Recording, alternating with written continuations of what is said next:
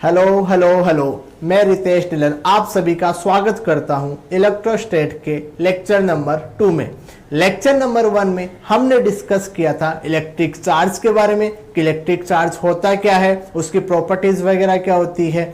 तो आज हम डिस्कस करेंगे लेक्चर नंबर 2 में कि दो इलेक्ट्रिक चार्ज एक दूसरे पे कैसे फोर्स लगाएगा, किस प्रकार से उनका जो फोर्स का रिजल्टेंट वैल्यू है वो किस डायरेक्शन में जाएगा, उन सभी का हम डिस्कस करेंगे। तो हमें अगर दो इलेक्ट्रिक चार्ज के बारे में, उनके फोर्स के बारे में कैलकुलेशन करना होता है तो हम कूलॉम्स लॉ के बारे में स्टडी करते हैं। तो आज का हमारा जो टॉपिक है वो कूलॉम्स लॉ है। तो कूलॉम्स बाबा कहते क्या है कि यदि दो चार्ज आर सेपरेशन पे है और वो एक दूसरे पे फोर्स लगा रहे हैं तो उन फोर्स का लगने वाला फोर्स दोनों चार्ज के बीच में चार्ज के प्रोडक्ट के डायरेक्टली प्रोपोर्शनल होगा और सेपरेशन के इनवर्स प्रोपोर्शनल होगा। तो चलो स्टेटमेंट पढ़ते हैं सबसे पहले कूलॉम्स बाबा का, फिर उसके बारे में एक एग्जांपल लेके हम अच्छे से उसको समझेंगे। तो स्टेटमेंट लेते हैं पहले। स्टेटमेंट क्या है? इट इज स्टेट दैट यानी कि कूलॉम्स बाबा हमें कहते हैं electric force between two stationary point charge. हम अच्छी तरह जानते हैं कि इलेक्ट्रोस्टैट में हमेशा हम स्टेशनरी चार्ज के बारे में डिस्कस करते हैं। तो कूलॉम्स बाबा का अगर यहां पे हम लॉ पढ़ रहे हैं तो ऑब्वियस है हम इलेक्ट्रिक चार्ज हमारे क्या होंगे, स्टेशनरी होंगे। तो इलेक्ट्रिक फोर्स किसके प्रोपोर्शनल है? Directly proportional to product of magnitude of charges, यानी कि force directly proportional to product of magnitude of charge है और inverse proportional to the square of distance between them. उनके बीच का, सेपरेशन के बीच का inverse square distance between them है। चलो मैं एग्जांपल लेते हैं कि हमारे पास मान लो कि दो चार्ज बॉडी है। ये हमारे पास क्या हो गया? चार्ज बॉडी हो गया, क्योंकि चार्ज किसी बॉडी पे ही तो होता है ना। तो चार्ज बॉडी होता है, चार्ज बॉडी का मान लो इसका चार्ज क्यू है, इस चार्ज बॉडी बी का चार्ज क्यू है। इनके बीच का जो सेपरेशन है वो हमें क्या दे रखा है? आर।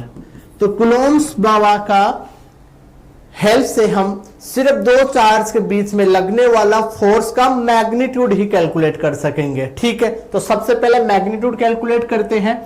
तो मैग्नीट्यूड के लिए सबसे पहले कूलॉम्स बाबा ने क्या बोला कि directly proportional to product of magnitude of charges. तो प्रोडक्ट हमारा एक तो मैग्नीट्यूड ऑफ चार्ज क्यू है और क्यू बी है, इन दोनों का डायरेक्टली प्रोपोर्शनल टू प्रोडक्ट लेंगे Q A and Q B. Equation number 1 दे देंगे। फिर second part of electric force किसके इनवर्स प्रोपोर्शनल है? सेपरेशन के। तो हम सेपरेशन का ले लेंगे। अब हम इन दोनों इक्वेशन का यूज करके हम क्या करेंगे? इलेक्ट्रिक फोर्स का वैल्यू कैलकुलेट कर लेंगे। तो electric force from equation Q1 1 and 2 से हम क्या ले लेंगे? Q1 and Q2। अब देखो हमारे पास फाइनल रिजल्ट अभी भी नहीं आया है। बाबा के कूलॉम्स लॉ का हम पढ़ चुके, कूलॉम्स बाबा के स्टेटमेंट से हमने कैलकुलेशन तो कर लिया, लेकिन हमारे पास एक चीज आ गई। वो क्या आ गई? Proportional sign. क्या आ गया? प्रोपोर्शनल साइन आ गया। अब इस प्रोपोर्शनल साइन को हम इक्वल साइन में कन्वर्ट करना चाहेंगे। ये काम हमने नहीं किया, कूलॉम्स बाबा ने किया था। तो कूलॉम्स बाबा ने इस प्रोपोर्शनल साइन को किस तरह इक्वल साइन में कैलकुलेट किया, थोड़ा बहुत हम इसका डिस्कस करते हैं।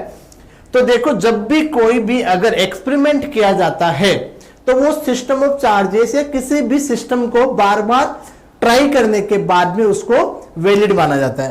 तो कूलॉम्स बाबा ने क्या किया था कि कूलॉम्स बाबा ने जब दो इलेक्ट्रिक चार्ज के बीच में फोर्स कैलकुलेट किया तो उनको यह चीज तो समझ में आ गई थी कि दो इलेक्ट्रिक चार्ज प्रोडक्ट के डायरेक्ट प्रोपोर्शनल होगा और डिस्टेंस का स्क्वायर बिटवीन देम होगा। लेकिन ये प्रोपोर्शनल साइन किस प्रकार हटाए, इन सब का कैलकुलेशन करने के लिए उन्होंने क्या किया? उस सिस्टम ऑफ चार्जेस को एक बार जैसे मान लो किसी दूसरे मीडियम में कन्वर्ट किया, फिर एक बार किसी ग्लास में लेके गए, फिर वाटर में, फिर माइका में। इस प्रकार उन्होंने सिस्टम ऑफ चार्जेस का मीडियम चेंज कर करके उन्होंने देखा कि इनवर्स प्रपोर्शनल साइन को हम किसी के से हटाएंगे जिसका वैल्यू हर एक मीडियम में चेंज हो रहा था, लेकिन वो साइन किसी एक पर्टिकुलर मीडियम के लिए वैलिड है और वो वैल्यू है 9 इंटू 10⁹ एयर में या फिर वैक्यूम में। ये हमने देख लिया। तो चलो अब एक बार ढंग से कैलकुलेशन कर लेते हैं थोड़ा इसका। तो F is directly proportional to Q1 by Q2 divided by r square. फिर इसने कूलॉम्स आवर ने इसको K Q1 Q2 by r square. ये हमारा क्या आ गया? This is magnitude of electric force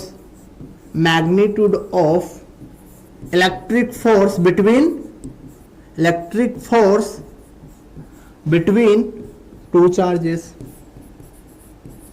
अभी डायरेक्शन की हमने कोई बात ही की नहीं है, हमने केवल बात किस चीज की है? मैग्नीट्यूड कैसे कैलकुलेट करेंगे। तो ये मैग्नीट्यूड आ गया। अब हमारे पास देखो ये क्या है, where K is proportional constant, जिसको हर मीडियम के साथ हम क्या करते हैं? चेंज करता रहता है। कैसे चेंज करेगा? यानी कि K का अगर हम वैल्यू देखें तो K equal to 1/4 epsilon naught of medium. इसको कहते हैं परमिटिविटी ऑफ मीडियम। क्या है? Permittivity of medium. Permittivity of medium क्या होती है? ये हम लेक्चर नंबर 3 में पढ़ेंगे। तो सबसे पहले परमिटिविटी क्या होती है? इसका नाम परमिटिविटी है, लेकिन इसका काम क्या है? परमिट को रोकना, यानी इसका काम जस्ट अपने नाम से उल्टा है। तो परमिटिविटी ऑफ मीडियम हमेशा मीडियम के साथ चेंज होती रहती है। तो यदि हम किसी सिस्टम ऑफ चार्जेस को, सेम सिस्टम ऑफ चार्जेस को यदि अलग अलग मीडियम में लेके जाएंगे तो हमारा फोर्स का वैल्यू भी अलग अलग कैलकुलेट होगा बिकॉज ऑफ दिस वैल्यू। समझ में आया? इतना अभी सफिशिएंट है यहाँ के लिए। फिर हम बात करते हैं चार्ज Q1 और Q2 है और R क्या है? Distance between them. ये हमारा इलेक्ट्रिक फोर्स का वैल्यू हम कैलकुलेट कर लिए, लेकिन only magnitude by the help of Coulomb's बाबा। कूलॉम्स बाबा को थैंक यू। और हम आगे चलते हैं फिर क्वेश्चन सोल्व करने के लिए। इलेक्ट्रिक फोर्स का ये बेसिक क्वेश्चन है। इलेक्ट्रिक फोर्स का इस बेसिक क्वेश्चन को क्या है, चलो देखते हैं। Find the ratio of electric and gravitational force between the nucleus of atom and electron. ठीक है, तो सबसे पहले हम बात करते हैं कि न्यूक्लियस ऑफ हाइड्रोजन एटम। तो हाइड्रोजन एटम के न्यूक्लियस में क्या क्या होता है? यदि हम बेसिक अगर बात करें तो किसी भी एटम के न्यूक्लियस में ये चीज पाई जाती है। ठीक है, लेकिन हम जानते हैं कि दुनिया का एकमात्र एक ऐसा हाइड्रोजन एलिमेंट है जिसमें क्या नहीं पाया जाता? न्यूट्रॉन। न्यूट्रॉन इसमें नहीं होता। ठीक है, समझ में आया? तो हम हाइड्रोजन एटम की बात करें तो हाइड्रोजन एटम में ऐसे न्यूक्लियस अगर हम बनाते हैं, हाइड्रोजन एटम का अगर हम पिक्चर अगर बनाएंगे तो इसका प्रोटॉन इसके न्यूक्लियस में होगा और इलेक्ट्रॉन बाहर किसी ऑर्बिटल में रिवॉल्व करता हुआ मिलेगा। ठीक है, जितने भी इलेक्ट्रॉन है इस तरीके से मिलेंगे, बाहर ये 2 और 8 है। ठीक है, इस तरीके से मिलेंगे जितना इसका होता है। अब उसके बाद में हम देखते हैं कि सबसे पहले हम बात करते हैं इलेक्ट्रिक फोर्स की। तो इलेक्ट्रिक फोर्स का अभी हमने क्या देखा?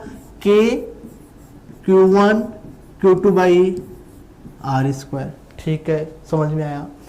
तो इलेक्ट्रिक फोर्स क्या होगा? चलो हम इस सिस्टम को एयर में कैलकुलेट कर लेते हैं। यदि कोई भी क्वेश्चन अगर किसी मीडियम को डिनोट नहीं कर रहे हैं, मीडियम क्वेश्चन में नहीं गिवन है, तो हम बाय डिफॉल्ट वहां हम किस मीडियम को लेकर वैल्यू कैलकुलेट करेंगे? वैक्यूम को। ठीक है, तो वैक्यूम को कैलकुलेट किया 9 इंटू 10⁹। अच्छा, चार्ज ऑफ Q1 देखो, एक हमारे पास हाइड्रोजन एटम में एक हमारे पास यहां पे प्रोटॉन है और दूसरा क्या है? इलेक्ट्रॉन। तो प्रोटॉन और इलेक्ट्रॉन का चार्ज होगा। तो चार्ज ऑफ प्रोटॉन और चार्ज ऑफ इलेक्ट्रॉन और distance between them let's consider r। ठीक है, ये हो गया। फिर उसके बाद में रेशियो किसका पूछा, ग्रेविटेशनल फोर्स का। तो ग्रेविटेशनल फोर्स को Fg से डिनोट करते हैं और फॉर्मूला क्या होता है बेटा, फॉर्मूला होता है K, सॉरी इसमें G आता है ना, G m1, तो mass of proton mass of electron divided by r square. इस तरीके से हम कैलकुलेट कर लेंगे। तो कैलकुलेट करने से r स्क्वायर कट जाएगा और इस रेशियो को हम यदि कैलकुलेट करेंगे इनकी सारी वैल्यू को डालने के बाद, तो हमारा जो ये फॉर्मूला है या हमारा जो आंसर है 10 की पावर 39 के पास में आएगा। ठीक है, समझ में आया, इतना सफिशियंट है। बाकी वैल्यू वगैरह डालनी है जो लेक्चर नंबर 1 में हमने प्रोवाइड करवा रखी है। फिर उसके बाद में हाँ, 2 point charge A and B having plus Q and minus Q respectively. चलो सॉल्यूशन करते हैं, क्वेश्चन बहुत शानदार है। दो चार्ज है अपने पास, एक में प्लस Q चार्ज है और सेकंड का माइनस Q चार्ज है। समझ में आया। फिर उसके बाद में क्या बोल रहा है, are place at a certain distance apart, let's consider, वो डिस्टेंस हम क्या ले ले, आर ले लेते हैं। ठीक है, फिर इस क्वेश्चन में क्या बोला है कि यदि A अपना कोई चार्ज 25% चार्ज B को दे देता है तो उसके बाद में जो नया फोर्स आएगा उसका और पुराना जो फोर्स था बिना किसी ट्रांसफर ऑफ चार्ज का, उसके बीच में जो रिलेशन है वो निकालना है। तो सबसे पहले हम इन दोनों के बीच में कैलकुलेशन करते हैं, तो क्या आएगा, F equal to K Q minus Q by r square. तो F का वैल्यू क्या आएगा, minus K Q square by r square, equation number 1। अब चलो हम क्या करते हैं, let's take new system of charges, system of charges, क्योंकि हमें तो चार्ज वैल्यू कैलकुलेट करना है ना। तो ट्रांसफर करने के बाद हमारा जो चार्ज A है उसके पास बचेगा कितना, 3/4Q और इसके पास बचेगा -3/5R/Q। ठीक है, और इनका डिस्टेंस क्या हो गया, R। चलो हम एक नया स्लाइड ले लेते हैं। तो नया स्लाइड में क्या आ गया, 3/4Q बच गया प्लस चार्ज और एक हो गया -3/4Q, डिस्टेंस उनकी R है।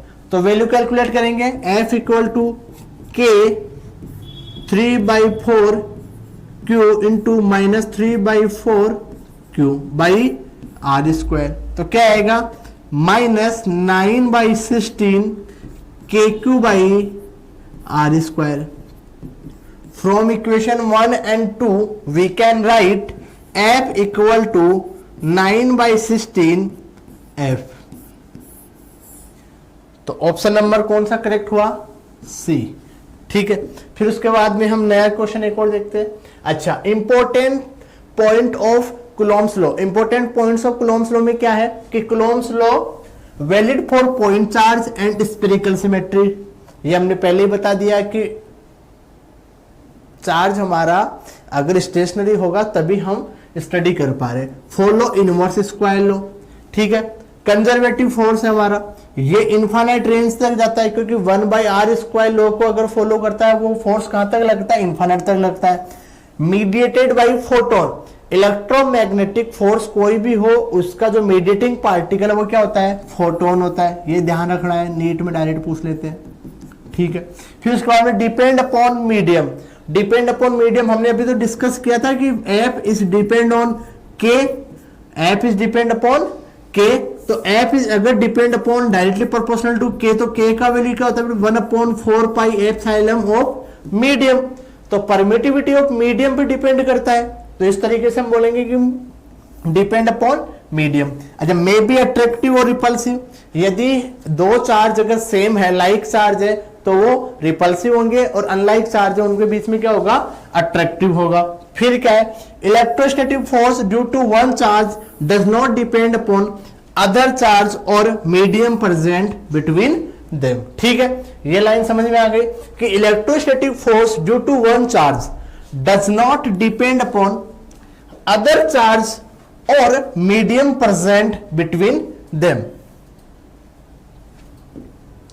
अब a point charge Q1 exact electric force और Q2 charge exact electric force on Q1।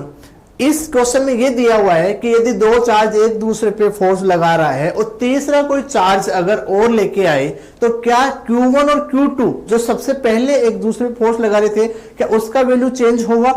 तो कभी भी दो चार्ज के बीच में लगने वाला फोर्स